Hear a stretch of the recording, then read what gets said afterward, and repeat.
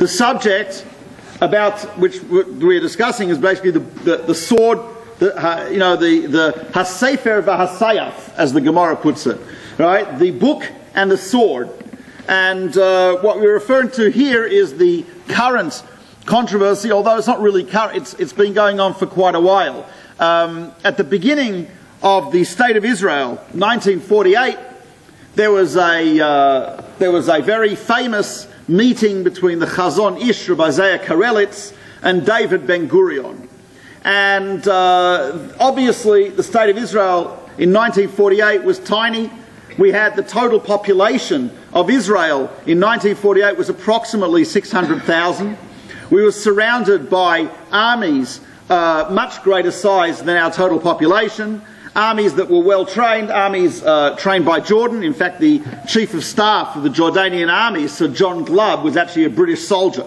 And we were, in addition, so therefore the State of Israel, when it started, was desperately in need of an army, a standing army, and hence conscription, universal conscription, was instituted. Aside from which, universal conscription was not just for military reasons, there was also a social reason for it. You understand, Israel is a nation of immigrants. There are Jews literally from all over the world, of all different ethnicities, all different levels of religiosity, different race.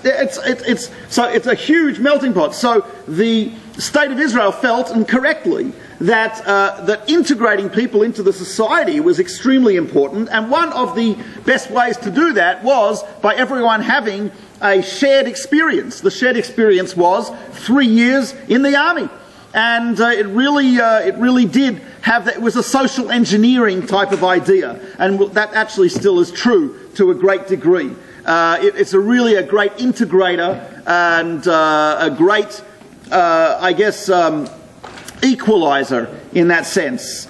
And the same is true, by the way, not only in Israel, but in many armies in the United States like that as well. In other words, you can make progress in the army if you're a good soldier. It's irrelevant of your race, religion, culture, etc., etc. There's something, it's one of the most prejudice-free areas of life in the United States, and probably in many areas. In any case, David Ben-Gurion, while not being a religious man, was someone who recognized the value of religious education. He had a Tanakh study group in the Prime Minister's office every week, once a week, Tanakh study group in the Prime Minister's office that was discontinued by others, but reinstituted by Menachem Begin.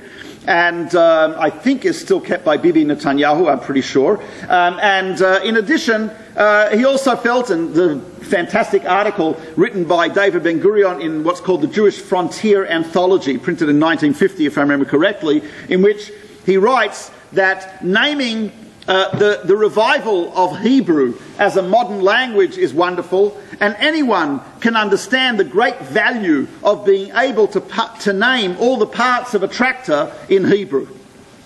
It's fantastic. Very cool. He says, however, Ben-Gurion goes on to say, if you don't know the meaning of words like mitzvah, aveira, kedusha, tahara, tuma, galut, geula, Mashiach, etc., if you don't know the meaning of those words, even if you can name all the parts of a tractor, he says you cannot take part in the choir that is the authentic Jewish voice of the people of Israel. No question. Right? Obviously, he recognized that. So maybe it was a result of that, maybe there was political pressure, but he recognized there was a need to grant some type of possibility, and also, obviously, the rabbis, survivors of the Holocaust, where the destruction of the Yeshiva system in Europe was almost completely total, aside from remnants like the Mir Yeshiva via Shanghai and Hebron Yeshiva and others, etc. So he recognized, and the rabbi said, look, if we don't have a yeshiva system now, we don't have people involved in full-time learning it now, it's over. It's over for Torah learning. So he consented, the Israeli government consented to create a deferment. Not an exemption, but a deferment, meaning as long as a person was involved in full-time Torah study, they could defer their obligation to their conscription obligation, giyus, to Tzahal, to the Israeli Defense Forces. The number of yeshiva students at the time of that original deferment, anyone know how many? 400. 400. Yeah, it's 400. By 1988, the amount of yeshiva students was 18,400. Now, I could guarantee Ben-Gurion did not expect this.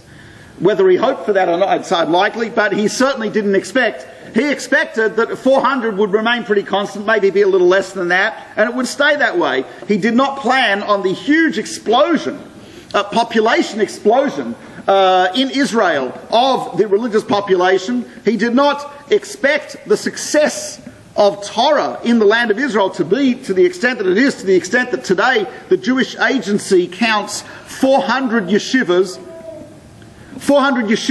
in Jerusalem alone. That's 400 officially registered yeshivas in Jerusalem alone. It's probably about 1,200. But anyway, so there's an incredible advancement in Torah study in Israel, huge amount. So, as you can imagine, at the time, those 400 students did not present any major issue for the Israeli army, for Israeli society, etc. Obviously, as it grew, 1988, as I said, 18,400. Nowadays, the number, anyone know the number today, approximately? 60,000. It's about 60,000. So about 60,000, we're talking about yeshiva students between the ages of 18 to 21, which is the standard army service in Israel, 18 to 21. So we're talking about that many yeshiva students. It's a lot, 60,000. And it has become a major point of friction in Israeli society between the, I'm using these terms just because they're terms that are used in the media, even though I don't necessarily agree with the terms, because I would not say friction between secular and religious. Because, first of all, there are many religious Jews who do serve in the Israeli army. If Shomer Shabbat, for example, approximately 30% of officers in the Israeli army are Dati, are Shomer Shabbos. They are people who keep Shabbat. They are religious Jews. In fact, I was told that close to half the people who volunteer for combat units in the Israeli army are religious. However, what we're talking about is a section of the religious population that is commonly known as self-identified as Haredim and also identified outwardly as Haredim. And that has created a huge issue. What is the total number of within that age bracket that you're talking at 60,000? That's a good question. I haven't got a clue, but approximately the amount, if you make the calculation, I would say the approximate percentage, at least in 1990, the approximate percentage of yeshiva students to the general population in that age group was 5.3%. Now it's larger because the secular population do not have as many children as the Haredi population. So I assume the percentage is a lot more today than it was in 1990 when it was 5.3%. So we're talking about a lot, and obviously you can understand the friction. Let me give you an example of the friction. I served in the Israeli army, and my two oldest sons also served in combat units in Israel, one in military intelligence, one in Givati. When I was in the army, so I was there, I was teaching at Osameah, so I went in for Miluim, reserve duty. So at the time, for some reason, there was some mess up in the bureaucracy. Surprise! Anyway, and in order to get instead of the paycheck from the army coming via the yeshiva or Sameach, I was teaching, I had to go to some office to pick up the paycheck. So I get off base, it was in Ramallah, I come into Jerusalem, I'm in uniform. I was not at combat, so I was in the chief rabbinate, but I'm in uniform, I got a gun, I got an Uzi, I go to the office to pick up my salary for having to be in Ramallah for 2 weeks, wherever it was. And the office is right opposite the office that gives out grants for people with low income and large families. Right? I don't know which genius in Israel planned that, whoever, but whatever. So basically, one side of the corridor are guys in uniform or not in uniform who've just spent from 1 week to a month away from their families in some horrible military base, either in Ramallah or the Golan Heights or whatever it happens to be, and they're getting their paycheck. And on the other side of the aisle are sitting all Haredim and some Arabs with low incomes and large families who are getting a handout from the government. Do you think there's some friction that could happen there? Do you understand how a secular Israeli is sitting there? Is it because he hates Judaism? I mean, really, a guy who's sitting there, right? If I imagine myself, I was a secular Jew and I was sitting there and looking at these guys, I don't hate Judaism, right? In fact, the majority of Israeli population describe themselves as traditional and believing God. The vast majority describe themselves as traditional and believing in God. More than half describe themselves as keeping kosher. About 60% say they respect Shabbat. So that's it, right? That means they're not hating Judaism, but on the other hand, you've got a guy who you know deliberately, and the Soul Society deliberately does not teach their children a trade.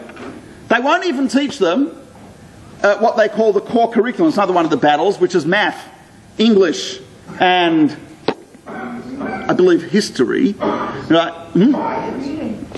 No, they teach them read, but math, English, right? So, which means they cannot get a decent job. It's almost impossible for them to get a decent job. And they have large families, and they're getting a handout from the government, and they don't go to the army, and they don't go to reserve duty. And I'm sitting there getting it right. So there is obviously a huge amount of tension. Aside from which, the claims which are made are also, for example, there are statements that come out from both sides which are very inflammatory, but you do have statements, and have been made by various leaders in the Haredi world, that the State of Israel is attempting to destroy Judaism, which, whether you agree with that or not, whether you want to make such a statement publicly in the midst of such a debate is debatable.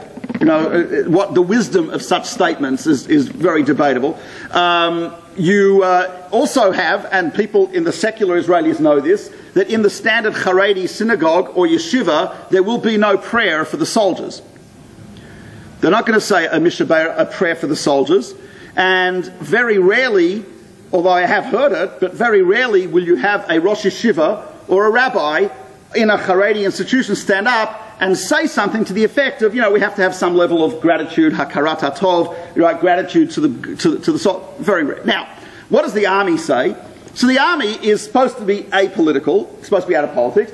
On the one hand, the army, and this is true, they do need manpower. There's no question. The State of Israel, very small, right? Our army has stretched us recently when we had the recent crisis with the missiles coming in from, just very recently, when was this? When was it? The most recent crisis, there's so many, but when was the most recent, right?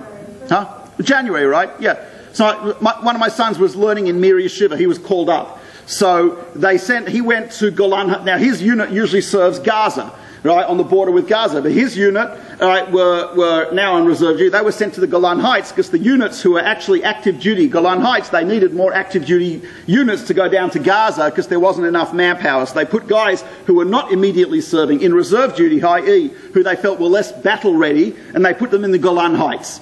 So, but it was known that it was stretched pretty thin because the Golan Heights, now we have the Syrian threat, we have Hezbollah in Lebanon, we have, of course, Hamas, Al-Fatah, and all the rest of the Yamach Shemamniks down in Gaza. You've got Egypt, which is ruled by the Nazis, who are also called the Muslim Brotherhood. And basically, we are surrounded by people who want to utterly and completely annihilate and destroy us. So we need the manpower. The army maintains there's not enough people combat troops. Because when you go to the army in Israel, you get conscripted.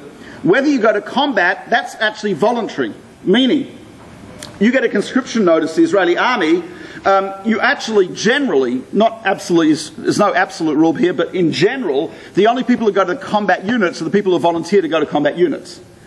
Which means it's a small percentage of the total army. Obviously you need a lot of people who are involved in logistics, you need a lot of that, but combat troops are the guys at the front line that you need, and you need a lot of those people. You need to replace those people, etc.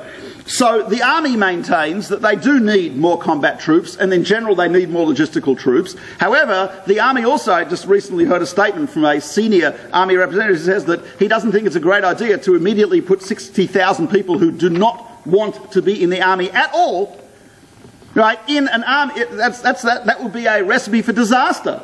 Right? So on the one hand, they do need people. On the other hand, they feel that the approach of the Israeli government, as usual, is not incredibly diplomatic and is not incredibly always smart. But again, it has become a major political battle about what they call sharing the burden. Yair Lapid, his political party ran almost completely on the platform of sharing the burden.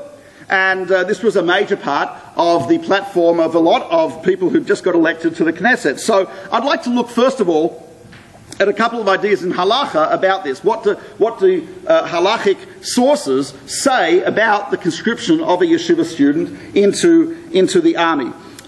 So first of all, there's a range of opinions. Just to give you throw out some names here. At the very beginning of the state of Israel, so there were rabbis who felt, and there are still, as I said, most of the Haredi world feels this way, that the people who are learning in yeshiva are contributing just as much to the defense of the country as those who are serving in the army units. And there is a lot of evidence for this from the Gemara and from many sources. Omdois hayu ragleinu b'sha'arayich Yerushalayim, our feet stood at your gates, O Jerusalem, famous verse in Tehillim, and the Gemara in Makos, the Talmud and Tractate Makos, tells us that Mi Goram l'Ragleinu Lamod b'Milchama. King David says, very successful in his battles, very extensive conquests and an army, and he says, what caused our feet to stand in war? Right, Sharei Yerushalayim ha'oskim b'halacha, the gates of Jerusalem that engaged in halacha. So King David attributed his military success, Omdos ha'yiragleinu, our feet standing in war, he attributed that to the gates of Jerusalem that were learning Torah. So there is a lot of evidence of that actually, and one of those who took that opinion was, of course, very famously Rav Avram Yitzchak HaKohen Kook. Rav Kook, who was one of the great ideologues of the Zionist movement, was opposed to the conscription of yeshiva students into the army, and he felt that people who are devoted to Torah should be exclusively devoted to Torah. His yeshiva, known as Merkaz Harav, is not a Hesder yeshiva. That means it does not participate in the program in which you do combined army and combined military service and yeshiva studies. No, rather he felt that full-time yeshiva study, there was no substitute for that. That opinion was also followed by another of the great Zionist ideologues, Rabbi Chil Mikkel Tukachinsky, who in his book on Hilchos Medina also felt the same way. This was, on the other hand, you had a lot of people, of course, another rabbi of the religious Zionist camp, Rav Shlomo Yosef Zevin. So Rav Zevin famously wrote a broadside, and he said, quoting the verse regarding the 2.5 tribes on the other side of the Jordan, who said, shall you dwell securely and your brothers go to war? How can you stand idly by the blood of your brothers? Who's to say your blood, as he put it, quoting the Gemara in Sanhedrin, who's to say your blood is redder than theirs? Maybe their blood is redder than yours. So already from the very beginning, not only in the political sphere, but even in the halachic sphere, you had a dispute. Rav Shlomo Yosef Zevin maintained that there should be some type of compromise position where you could do really both. There'd be some type of rotation. And actually, he was one of the ideologues and originators of what we now call today the Hesder Yeshiva movement. Literally Hesder means, what does Hesder mean? An arrangement. We've come to an arrangement. Okay, you're on that side, and that's how we come to an arrangement. What's the arrangement? Basically, in the classic Hesder yeshiva, there is a 1.5 years of yeshiva studies, followed by a 1.5 years of military service, followed by another 1.5 years of yeshiva studies. So basically, the guys are, and this is part, by the way, of your army service. That means they will send inspectors to the yeshiva to make sure you're there. In other words, if during the 1.5 years before or the 1.5 years after army service you are not learning and an inspector from the army comes in, you are considered AWOL. It's type of interesting because we know in Jewish history, King Chizkiah, we are told that at his time the extent of Torah knowledge in Israel was so vast that you could not find a child from Dan in the north of Israel to Beersheba in the south who was not fluent in the laws of purity and impurity. Very complex, arcane, halachic issue. How did he accomplish this? So it says, No'atz cherev b'beis hamedrash. He placed swords at the entrance to the yeshivas. And he said, if you leave, you're dead. So I heard from my teacher, Moshe Shapiro, he said, doesn't make sense. Since when is not learning Torah a death sentence? We don't find that. Murder, kidnapping, transgression of Shabbat, but not learning Torah. So he says, no, he says, you understand, he says, Chizkiyahu HaMelech, he made it part of the laws of loyalty to the king, loyalty to the country, that you have to contribute to that country. How? By learning Torah. And we have a rule, mored b'malchus, one who commits treason against the king, that is a death sentence. So he says, therefore in the time of Chizkiah, not learning Torah was treason. Treason. And therefore he got it popular. I don't know if this is the most effective method today. I don't know if I'd put a sword at the but whatever. But in the Hesder, in the Hesder model, as far as the army is concerned, if you're not at Seder, you're not at Seder, you went to Sims to get a suit, as they used to say. Sims, well, no longer Alav Shalom. Moment of silence. But Sims, they say stands for SYMS, so you missed Seder. Anyway, so, but if the army finds you at Sims and you're not learning, that's it, jail, AWOL. So that's the Hesder system. Rav Shach, who was, of course, the Rosh Yeshiva of Ponevezh and one of the leaders of the of Haredi Jewry in Israel and possibly worldwide, and of course a kingmaker in terms of politics, he was very much against the Hesder system. He didn't feel that it was evil or anything like that. But what he said was, in the speech in Ponevezh, what he said was he felt that it's a compromise on the quality of Torah learning. He felt that Torah learning needs a continuity. It cannot be interrupted by the year and a half of military service in the middle, and he was very much against that. Be that as it may, I'm just giving you some of the background. So you have Rav Kook establishing Merkaz Harav Yeshiva, which, although religious Zionist, passionately religious Zionist on the one hand, but on the other hand, very much against conscription of his students to the army. He felt Torah has to be Torah, full-time, quality, quantity, excellence, and that will protect Israel. We have on the other end of this, we have Rav Shach, Ponevezh, we have, as I mentioned, Rabbi Chiyil Michal Tukachinsky, also a religious Zionist, Rav Shach Haredi, but on the other hand, both agreeing that what am I talking about? Rav Shach and Rav Kook agreeing on this area, and then you have on the other side Rabbi Chiyil Michal Tukachinsky, who says no, they should go to the army. Sorry, Rav Zevin, they should go to the army, and Rav Zevin suggesting the compromise, which is the Hesder compromise. So, what are some of the sources that were used by these people in terms of their arguments? Obviously, Rav Kook, Rabbi Chiyil Michal Tukachinsky, Rav Zevin, Rav Shach, and others, the sources they use are going to be Torah sources. They're not going to be, that's the only sources they have. That's the only sources that are relevant to us who believe in the Torah. So, the most famous is the Gemara, the Mishnah in Saita. The Mishnah in Saita says, in a Milchemes Mitzvah, in an obligatory war, in a very famous statement, it says, Afilu kala, even a bride must leave the bridal canopy, the bridal chamber, even the groom must leave the bridal canopy, the chuppah, and go and participate in the war. So now, this is saying, what is a Milchemes Mitzvah? So there are three types of an obligatory war. One type is a war to conquer the land of Israel from the 7 nations, Canaanites, Hittites, Amorites, etc. Another type of Milchemes Mitzvah would be a war against Amalek, for example. And the third would be a war in defense of the Jewish people. Now, there are authorities that maintain you can only have a technical Milchemes Mitzvah if there is a king, monarchy, and you have the temple.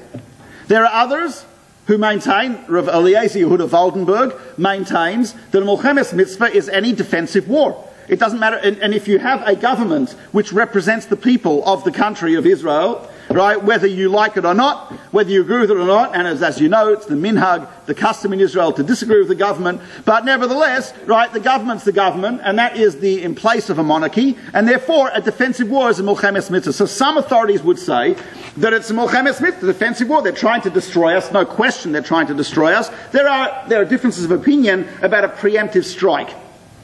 Like, for example, 1967, right? So there, the Chafetz Chaim says pretty clearly in Likutei Halachos that if it's clear to the military experts that the other nation is planning on attacking us, for instance, we have a recording of a phone conversation between Assad and Nasser, and they're saying, yeah, we're going to attack, which is what we had, right? That is considered to be also Milchemes Mitzvah. You don't have to wait till you're attacked. You know, preemptive strike is considered to be part of that. And so, Milchemes Mitzvah. Now, again, it's debatable. So a lot of authorities would maintain that the present wars that Israel has fought over its time, 1948 certainly, 1967 certainly, 1973 certainly, some question whether 1982 Lebanon war, right? But certainly most of the wars that Israel has fought are certainly defensive wars, certainly are in defense of the Jewish people, and according to many would qualify as a Milchemes Mitzvah. Again, that's a matter of dispute. But let's say, for the sake of argument, that it is a Milchemes Mitzvah. Let's say it is. Right? If it is, when it says that a chosen and kala have to leave the wedding to go and fight in the war, what it doesn't say in the Mishnah is, it doesn't say afilu Talmud Chacham, a Torah scholar. Now, what would you say? Would you say if it says even a chosen and kala, would you say that means even more so a Torah scholar? Or would we say that a chosen and kala, yes, they have to go to the war, but not a Torah scholar? That's even more important. You hear the question here? Because it doesn't, had it said in the Mishnah, even a Torah scholar has to go to war. In this case, it would be obvious. But it says even a chosen and kala. So now that question now is open. Does that mean even chosen and kala, the kol shekain, how much more so Torah scholar? Or does it mean chosen and kala, yes, Torah scholar not? So you might be surprised to hear this is actually an argument. Yes? It's a rhetorical question, so I get paid for that, right? So anyway, so it's like this. So it's like this. I'll give you a few opinions here. First of all, there are the Rashash. I should point out, first of all, that there are various commentaries in the Chiddushei HaGeonim. The Chiddushei HaGeonim say the following. They say, when it says even a chosen and kala, it says yes, but Torah study, they say, exceeds. The obligation of Torah study is greater than that of the chosen and kala at their chuppah. And so even though a chosen and kala would have to go to war in the case of Milchemes Mitzvah, in the Chiddushim of the Geonim, they maintain that a Torah scholar would not. Because Torah study, Talmud Torah, as we very know from the Mishnah in Peah, what does it say? Talmud Torah, Keneged, Kulam. So some authorities maintain that it means Chosen and Kala, yes, Torah scholar, no. There is the opinion of the Keren Orah, who says that Torah scholars are also obligated, and this is also the view of the Maharsha. And indeed he says that Rabbi Chil Micha Tukachinsky, as I quoted before in his book on Hilchos Medina, he also argues that although a chosen and kala would have to go, a Torah scholar would not. So that's interesting to note. That's a matter of dispute. So we've got two components here. A, is it a Milchemes Mitzvah or not? And even if it is a Milchemes Mitzvah, when it says a chosen and kala go, does it also mean a Torah scholar? That's a matter of dispute. We said the Geonim versus Keren Orah, Maharsha, Rabbi, etc. Yes? Or swords that are listed in Parshat Shoftim, those who are excused from military exams, are Talmud Torah. It doesn't mention any of the Torah scholar. It does mention. Yes. Interesting. Right. Yeah, the four exemptions. So first of all, many authorities say those four exemptions are not in the case of a Milchemes Mitzvah. If the enemy comes to us, so to speak, in a Milchemes Mitzvah, there it's talking about what we call an optional war. What's that? In other words, that is the exemption. No. They're exempt in a let's work through it. Yeah, just 1 second. Okay. They're exempt in a non-obligatory war. In an obligatory war, they are not exempt. Right. That's what we're saying. In other words, if it's a Milchemes Mitzvah, the Chosen and Kala, who normally, right, who are in this, they have to go out and fight in this war. So you're saying, why is it? Right, that's right. So the difference here is that a Torah scholar, right, is of a great, according to this, there would be actually look like evidence for the Keren Orah, that a Torah scholar would have the obligation, would have no obligation, even in a case like this. It's a good question though, but the Tiferes Yisrael answers. Tiferes Yisrael says, when it says to go out to war for the Chosen and Kala, it does not mean to fight. He says it means to provide logistical support. So the exemption in the parsha, Kisaitz or whatever, or Shoftim, right, the exemption is for actual battle. But he says the exemption of actually doing logistical support, like, for example, the Tiferet Yisrael says, to provide food, to provide clothing, and all that stuff, that is what it is talking about. That's what it's talking about here in the Mishnah. That they go out, not to war, to do battle, because they're exempt from battle. Also, I should point out that it's after the wedding. After the wedding might be a distinction also, that the chassan, when he's married the first year, there are certain exemptions, and here it's talking about they're at, so to speak, not married yet. It's a good question. I have to think about that. But, yeah. Rach Levav refers to, this is a little... Rach Levav is without, right. This would not apply... Rach Levav refers to those who are learning in Yeshiva. Well, I don't know about that. That's hard to know. Because Rach Levav, we understand people who are scared of Averis that they have. So are they scared of Averis? Yeah. They don't want to fight. Isn't at this time every war which wants to destroy the Jewish people in Eretz Yisrael, isn't that automatically mitzvah? So I mentioned that many authorities maintain it is automatically a Milchemes mitzvah. The very fact that they're out to destroy us and it's clearly a defensive war.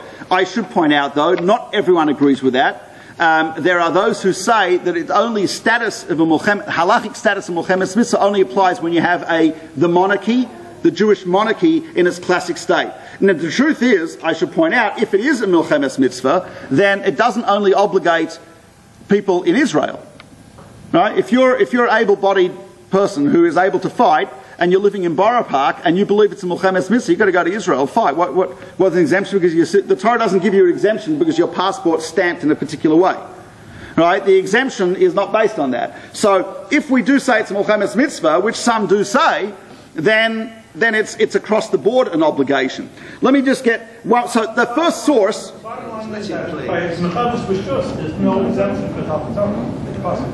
Well, yeah, that's unclear.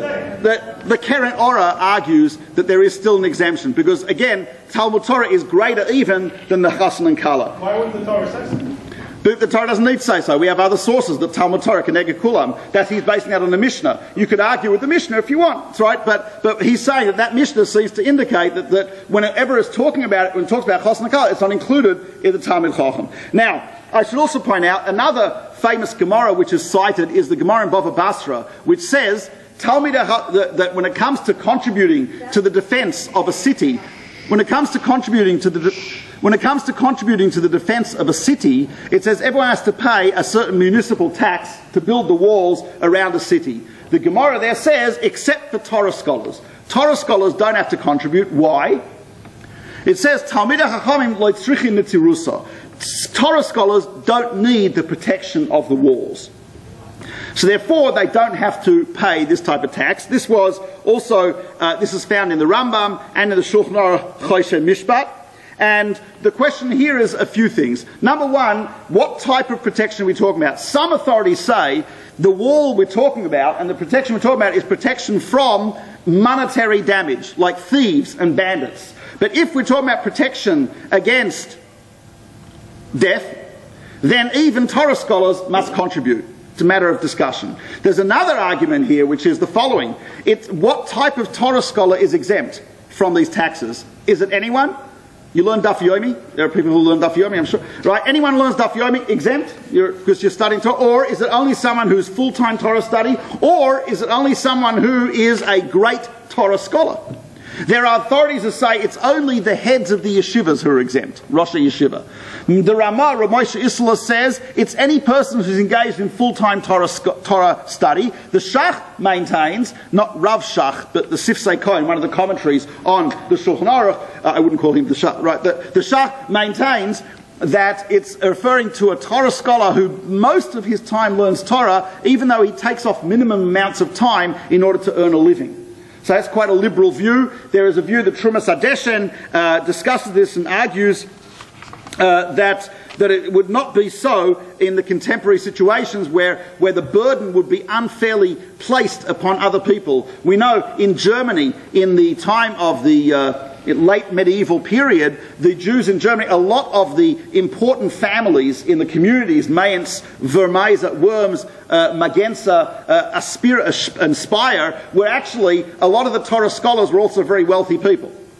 They were successful in business, they were wealthy, and they were great Torah scholars. So if you would exempt all families who were Torah scholars from the communal tax, then the burden of the communal tax would be placed on all the poor people, which is an untenable situation. And therefore we have a lot of responsa, tshuvas, from the Rishonim that would say it does not apply in such a situation. Let's transfer that to modern day state of Israel.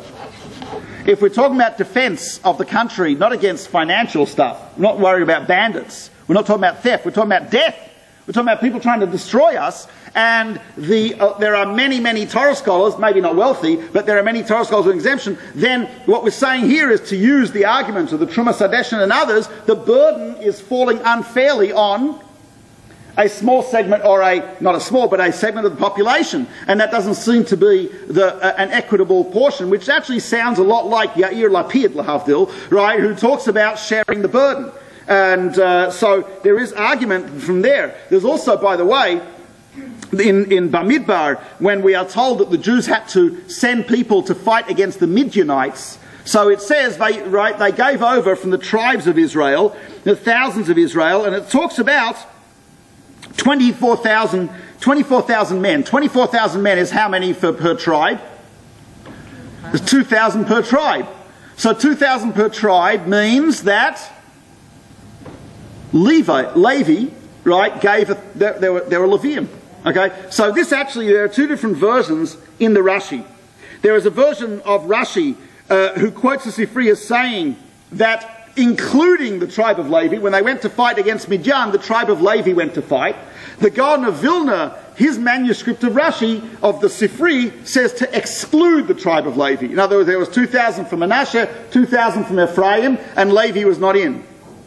So now it's type of interesting, because here we have a war. Levi, the tribe of Levi, the Kohanim, the Levium, were not part of the military effort in the ancient Jewish Commonwealth. And yet here, in the case of Midian, according to one view, the Levium were included. Some say because here it was not just defense of the Jewish people. When they attacked the Midianites, what was that called? Nikmas Hashem, the Midian, the vengeance of God against the Midianites. However, if it would be a case of defense of the Jewish people, Levi would not be included. And according to the Gaon of Vilna, Levi was not included. Now, you would say, so that means any Levite doesn't have to go to the Israeli army? Well, according to the Gaon of Vilna, it would sound not. However, it's interesting, some of those who are against the conscription of Yeshiva students cite this as one of their sources, because they cite a very famous piece in Maimonides, in the Rambam, who says, at the very end of Shemitah v'Yovel, he says, not only is the tribe of Levi exempt from the communal burden, but every single individual who has dedicated himself to serving God has become elevated to the level of Holy of Holies, has thrown off all calculations of this world. Such a person is also of the tribe of Levi. Here, I think you might guess that a lot of rabbis say, and I heard this from Rabbi Moshe Shapiro, he said, because someone asked him, because the Rambam says in another place that he's very much against taking money to study Torah.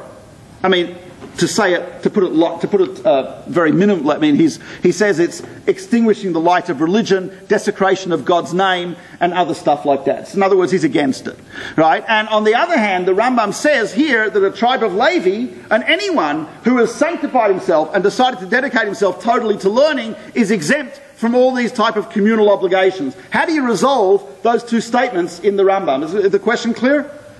Yeah. So Rabbi Moshe Shapiro, remember, he once said the following. He says the current kollel situation does not fit into either category. He says the fact that a person decides to study in kollel and get a stipend, that person is not niskadesh kodesh, he's not holy of holies. Why? Is he still making calculations about his income? Has he thrown off the yoke of worldly calculations completely? What would you say? No. Of course not. Right? He's got a father-in-law, and he's got whatever else, the other hishtadlus he's doing, right, etc. And that means he has not thrown off the yoke of worldly burdens, which means he cannot be considered that. On the other hand, has he thrown himself on the community? Not really. What has he done? He's made a business arrangement. So if you make a business arrangement, for example, right, you get paid, I read a study on whether the Tyrannosaurus Rex, you know, the dinosaur, Tyrannosaurus Rex, was it a scavenger or was it a hunter? Someone received over $1 million to do a study on Tyrannosaurus Rex teeth to see if it was a scavenger or a hunter. Okay, is he stealing? Is he stealing money? Is he a parasite? No. He's a paleontologist. That's his study. There's some guy who's crazy enough to pay $1 million to know if a Tyrannosaurus Rex was a scavenger or a hunter. Okay? So if someone is, chas v'sholom, not crazy, but someone wants to give money for the study of Torah, it's a business deal, right? This guy's studying Torah. This guy is willing to pay for that. Okay? He's not stealing the money from the guy. He's decided. However, but according to that understanding, you could not exempt someone in that situation of learning Torah from going to the army. You only exempt the tribe of Levi because why? As the Rambam says, Niskadesh, Kodesh Kadoshim, he's been elevated to a holy of holy level. He is not thinking at all about worldly calculations, hence he's exempt from worldly burdens. But I think it would be arrogant to say that every yeshiva student is on the level that they have thrown off completely all worldly calculations. They are not considering at all. Are they really on a level, as Rav Zevin says, is a yeshiva student really on the level where he can say, I have thrown off all worldly calculations? Of course not. Do they not have insurance? Do they not? And not only that, but the argument from Baba Basra, which is that Torah protects you, is not really believed by a lot of the people who actually claim it. Because as we know, many yeshivas left areas which were being bombarded by missiles and mortars. So why did they leave? If the Torah does not need, if you don't need protection and therefore you don't have to go to the army, why are you leaving? So but although others would say, Rav Kanievsky maintained that it does apply to any yeshiva student. You don't need the category of the Rambam to apply to every yeshiva student. All you need is that the person be devoted to full-time learning. If he's devoted to full-time learning, whether or not he has calculations or not, that is part of the overall protection of the Jewish people. If full-time learning will be disturbed by missiles, then you need to move the full-time learning to somewhere else, so the full-time learning will have the merit of protecting the Jewish people. So even if the yeshiva moved, that doesn't prove hypocrisy. That just is an argument that no, their job needs to be in a situation in which they can do full-time learning. So that would be another source that is quoted the Sifri in Bamidbar. I saw it. Yes. According to Rabbi Shira's second argument, the Kelly College argument, it would basically mean that the yeshiva students are not allowed to take government funds and stipends. And only if people from the diaspora or wherever want to support them. Well, why not?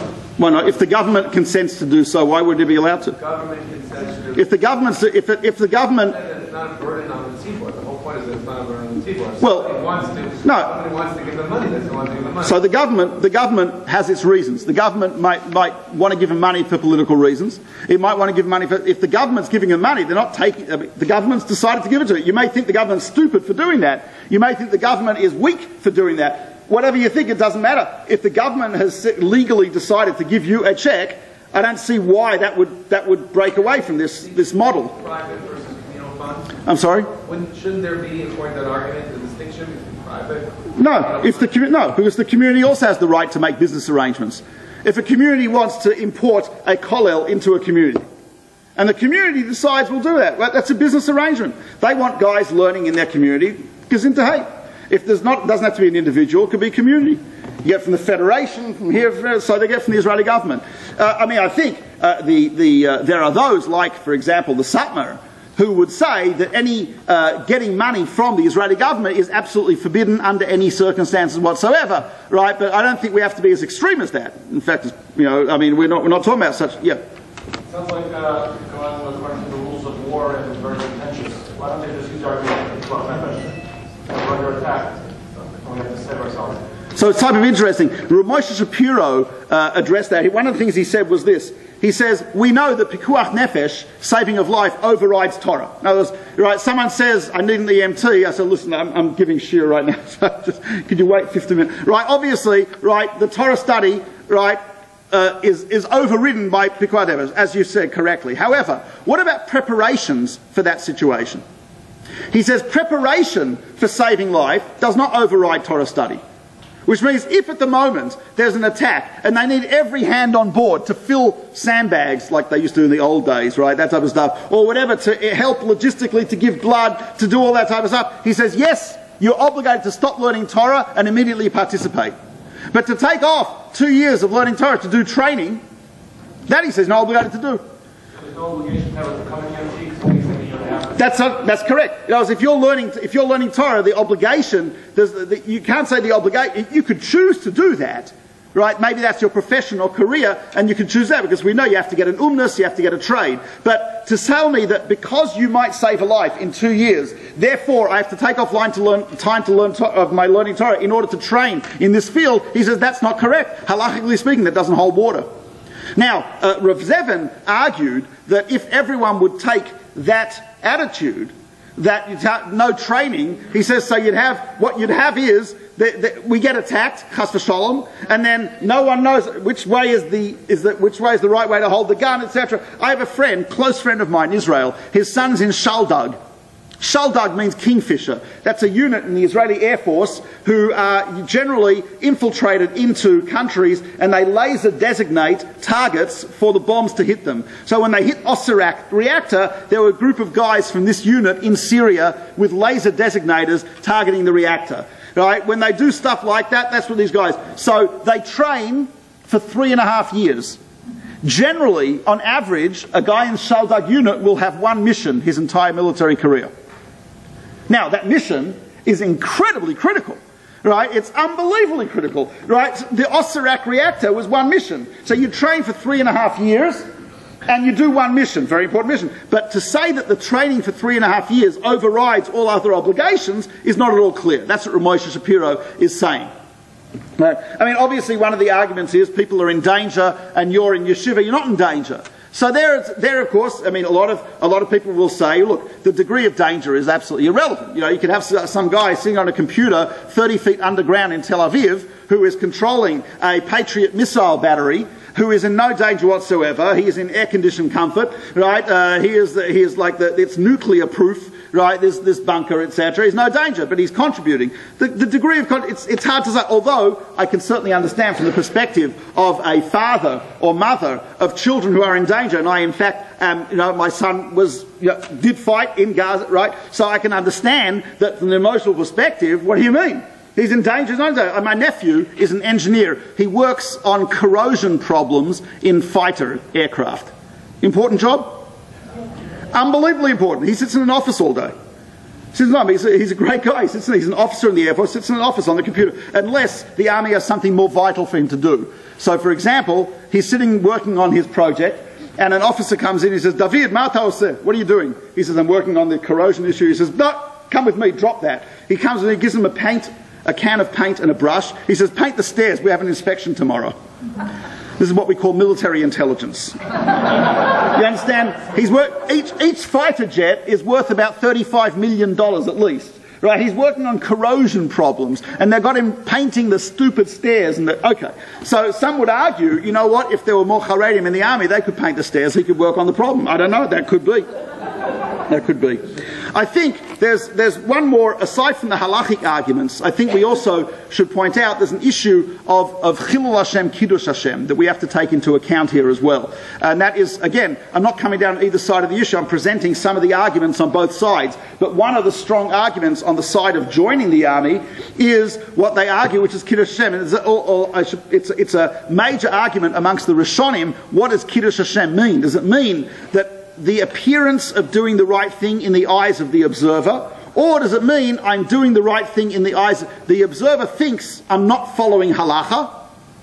Or is it that the observer thinks I'm doing something which is immoral even though I am following halacha? Is the distinction clear? In other words, I'm following halacha, right? But the observer thinks that what I'm doing halachically is totally immoral, etc. Is that a Chilul Hashem? Or is it only, Rashi says, it's only a Chilul Hashem if the observer thinks I'm transgressing Jewish law. So that's a much more limited application. There are Rishonim who say that Kiddush Hashem and Chilul Hashem is much more broad than that. i.e., it is, so here, in the eyes of the secular Israeli public and in the eyes of a lot of people in Israel, what does the fact that Haredi Jews don't appear to share, and they don't share the burden in that way, and I think can be, according to some at least, considered a Chil Hashem, and participation in the burden could be a Kiddush Hashem. And again, I didn't go into the whole issue of the Mishnah, which says you have to learn a trade and you have to engage in Ishtadlus. That's a whole other kettle of fish. But that's tied in because the Israeli government has tied in, you're not allowed to apply for a job legally unless you've been to the army.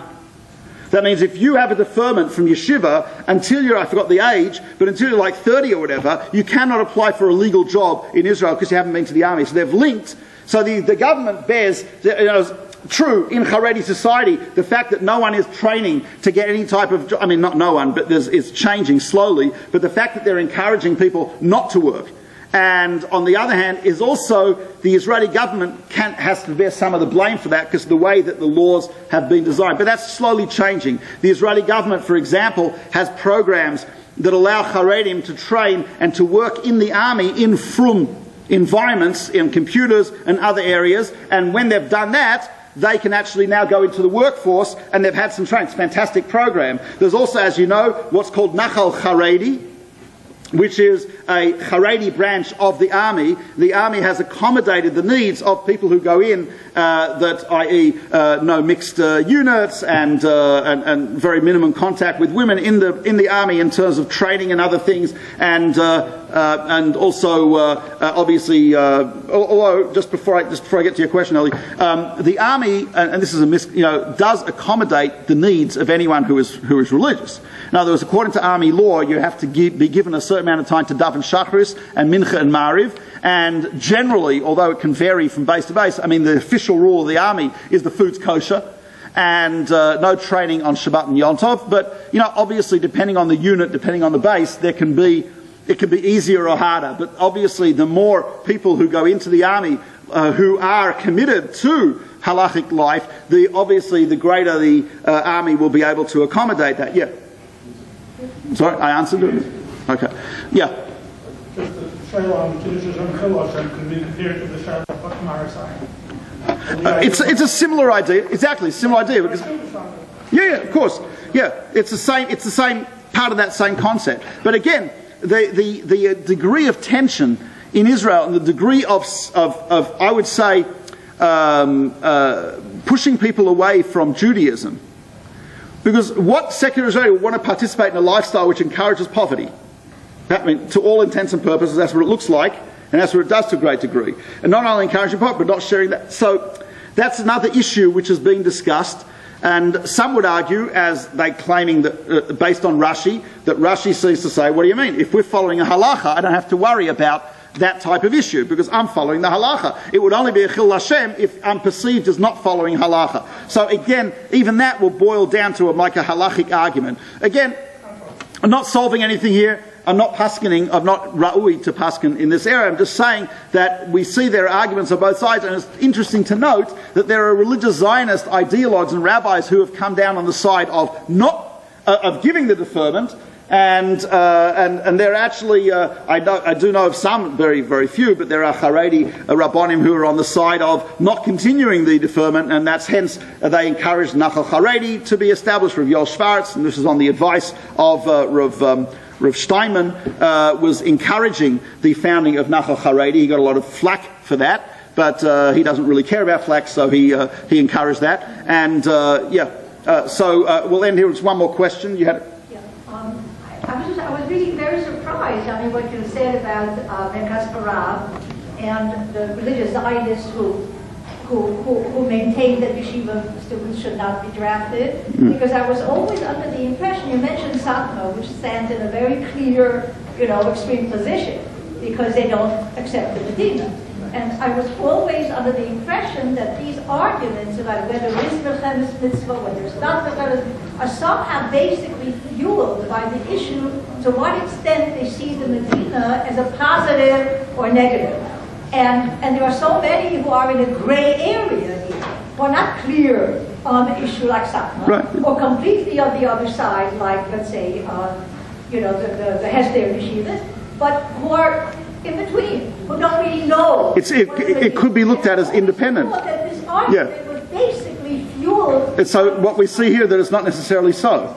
Right? You could maintain that the state of Israel is the beginning of our redemption and so on and so forth, on the one hand, but you could still maintain that Torah study is what keeps it alive. It's exactly, one more question there. Yeah. Well, you mentioned that there's a perception in the secular community that Yeshiva students, religious lifestyle encourages poverty, but it's baked into the law. The Torah law prevents the Yeshiva students who are... I mentioned that. I said that the state of Israel has linked the two together. It's made it very... But when I talk about poverty... You mentioned it, but it's almost a core issue because it's not that the way you stated it, you say the religious life encourages poverty, but the fact of the matter is that that's not true. The law requires poverty in order to be religious. Well, there's two components to it. Number one, the Haredi lifestyle in Israel and educational system encourages poverty, with or without the Tal law, because they don't teach a trade. They don't teach people. You can say that, but without the Tal law, they can't make it. No, because this was excuse me. This was true even before the Tal law. This is true for years. Even before the Tal law, it's the most poverty-stricken community in Israel, and it relies. Well, it relies. This is before. Look, objectively, it's before the Tal law. So it's hard to blame it on the Tal law unless you're saying that the cause came before, the effect came before the cause, right? But I agree that the state of Israel, by linking these two things, has not helped the situation, it's hindered the situation. But it cannot be excuse me, madam, hello, hi. Right, it cannot be totally blamed on either the Israeli government or on the Haredi lifestyle. I think there's equal, if we're going to throw blame around, there's a little bit of both in both ways. So the Tal law has not helped, right? But certainly the lack of what they call core curriculum and the encouragement not to work has also not helped, and has actually made the gap a little wider. So what can we do to make it make a little better? It's a good question, and some of the other lecturers may deal with that at some other point, but that's not my subject now.